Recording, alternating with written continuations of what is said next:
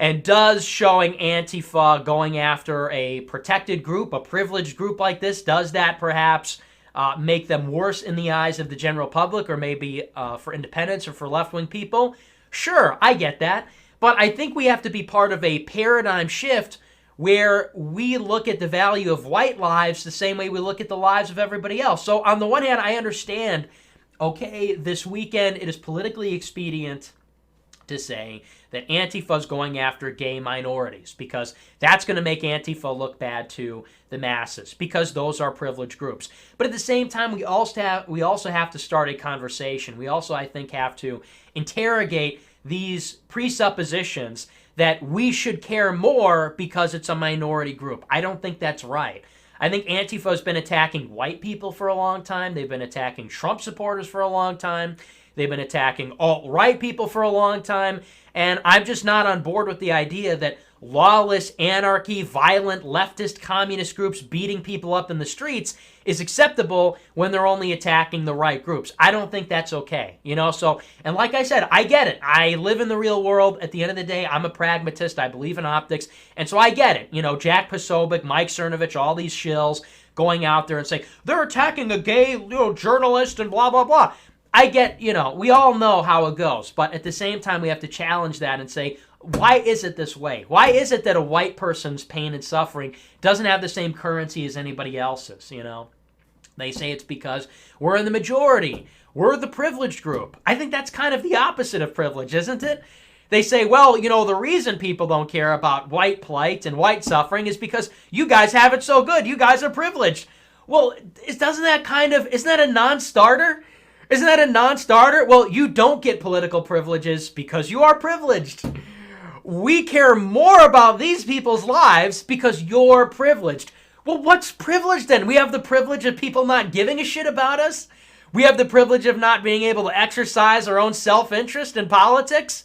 Wow, what a great privilege, What does our privilege amount to? This like weird idea where we set the bar really high for ourselves. So we're going to take a beating, we're going to take all the slings and arrows, but say, well, but our privilege is like this mentality that like we don't need to stoop to their level. Like, I don't know. What am I accruing? What am I benefiting from this so-called white privilege? I feel like it's the opposite. It's like the burden of the white man.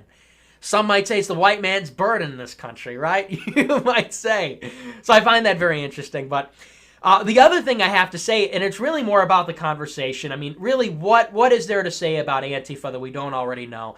They're violent. They're left-wing. They should be shut down. The government should go after these people. And it's interesting because the government goes after so-called white nationalists, neo-Nazis. Everybody goes after these people.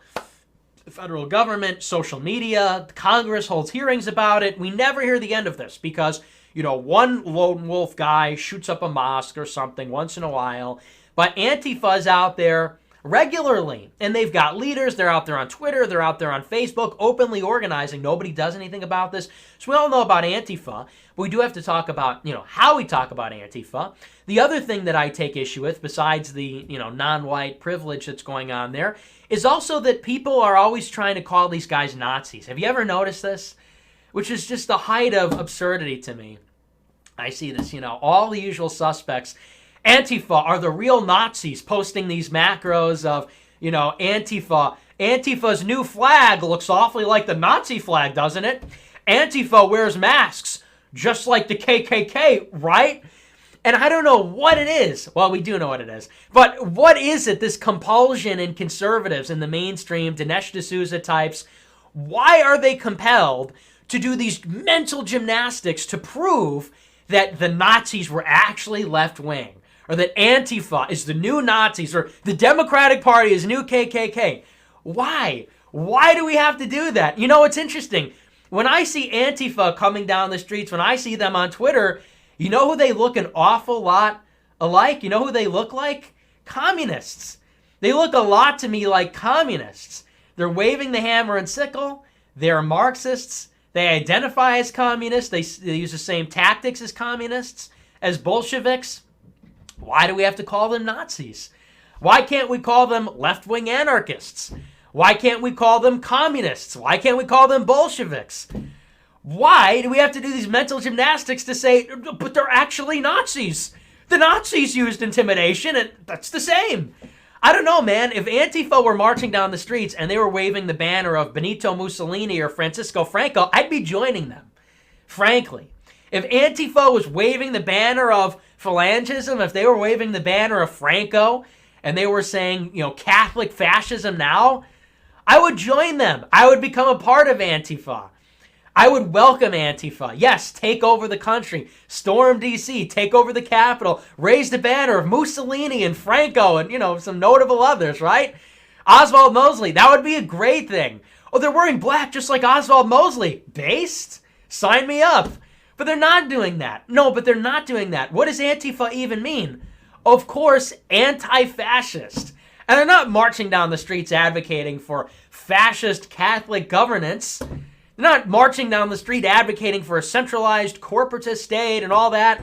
They're marching down the streets advocating for the abolition of gender and pedophilia and gay marriage and abortion and women's liberation and the liberation of colored people around the world. I mean, this is what they're marching for. So, I'm sorry, I don't believe that's what Hitler stood for. I don't believe that's what Mussolini stood for. I don't believe Francisco Franco came to power on a platform of anti-religion, communism, abolishing gender. I think there's some substantive differences. And so what this again shows is that the right wing is operating with the left-wing moral framework. That's what these two contentions, that's what they represent. When the right says Antifa is bad because they're attacking gay journalists, when the right says Antifa is bad because they're like the Nazis, what are you really saying? You're saying we buy wholesale the left's narrative that the worst thing you can be in 2019 is a racist Nazi. And so that's why we have to make the left the racist Nazis. They call us that and we say, no, you. The media says the worst thing you can be is a racist Nazi. And, these are all these white people and Donald Trump. And we say, no. But you're actually the Nazis. You're actually the racist ones. Well, it doesn't work. You're using their framework. Have you ever noticed that left-wing people, they don't try to convince you that Joseph Stalin was right-wing. They don't try to convince you that Mao Zedong was right-wing. They just don't talk about Mao Zedong. They just don't talk about Joseph Stalin. Why would they? They're left-wing. They're communists in many senses. They're anarchists. And so those are their ideological or spiritual antecedents. And it's not convenient for them to talk about them in 2019 because they killed a lot of people. So they just don't. And right-wing people, instead of adopting the same mentality of, fascists are ostensibly right-wing, you can make some arguments that National Socialism was unique and different. And I've heard all this before and we shouldn't really own that. I get all that. Just don't talk about it. Why do you have to make them the Nazis when they're communists? Communists are bad too. Communists are worse than fascists. Leftists are worse than fascists. The problem is that right-wing people do not want to argue from a right-wing moral framework. They are incapable of arguing that leftism is bad in itself. And that's because, in many ways, they are leftists themselves. They subscribe to leftism themselves. They will never oppose leftism, anarchism, Bolshevism in the way that people successfully did in Europe, because if you were to offer substantive arguments against leftism, you'd be called a reactionary. You would be called a fascist. To say that things like, things that oppose the traditional family are bad in themselves, you'd have to oppose feminism in itself. Not say, I'm the real feminist because I really want equality for women. You'd have to say feminism is bad in itself. It undermines the traditional family. We just got out of Pride Month. You'd have to say, instead of saying, Trump actually supports gay people. Isn't that terrific? And, we're okay with them now.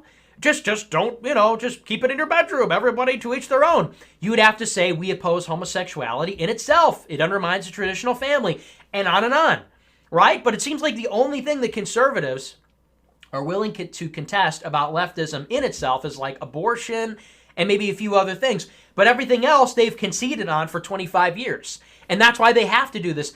Oh, you're Nazis. You're the real Nazis. Because the only real thing that the right opposes is so-called authoritarianism or socialism or whatever. But they have no moral core besides that. And that's why they're constantly searching. That's why they constantly have to do this Nazi shtick, this you're the real fascist, you're the real racist shtick.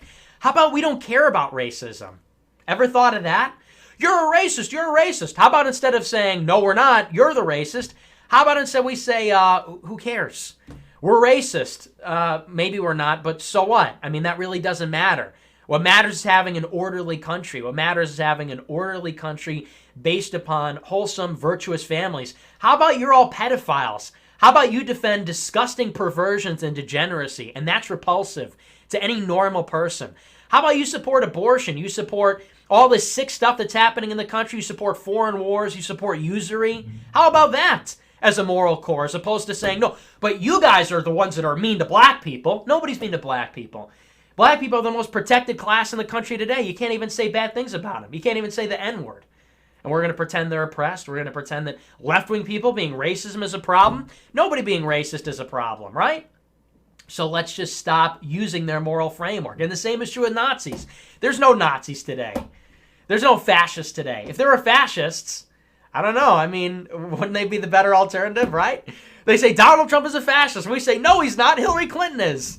If Hillary Clinton was more fascist than Trump, I got a newsflash for you. I wouldn't be voting for Trump, right? That's not to say I'm a fascist. I'm a campus conservative. But it is to say we have to build up a authentic right wing with a right-wing moral core and right-wing arguments. But instead, we just get left-wing light. We just get, no, but we're actually leftists. We oppose racism too, and they're the real ones. It doesn't work. It doesn't work. And ultimately what this shows is that Antifa they are foot soldiers of the system. You know, for people that say, oh, they're racist, they're Nazis, they're this and that, they are the foot soldiers of the system. They are defenders of the status quo. They're not radicals. They're not crazy. They're churned out by the cathedral. They're churned out in academia. They're brainwashed by the media. And that's who these people are.